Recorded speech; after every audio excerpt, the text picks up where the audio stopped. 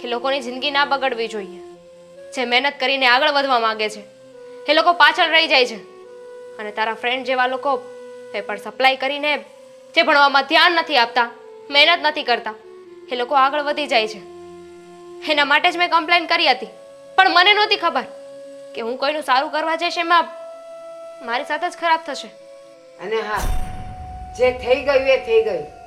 એ રોનકની વાત ભૂલી જાય, એના કોલેજની વાત ભૂલી ગયા, તે એનો બદલો લઈ લીધો, એ બધું ભૂલી જાઓ. પણ હવે પાછો એમ નહીં કહેતો કે હું તને હવે સાચે પ્રેમ કરું છું. હવે અમારે તમારા પ્રેમની કોઈ જરૂર નથી, ન અમને ન મારી દામિનીને. એટલે હવે માફી માગી લીધી ને, રસ્તો પકડ, દરવાજો ખુલ્લો છે. ચાલ્યો જઈશ, ખબર જ છે મને. તમારે હજી પણ કંઈ કહેવું હોય તો કહી શકો છો. આટલું આટલું નાનું અમથું કોણ ખીજાય?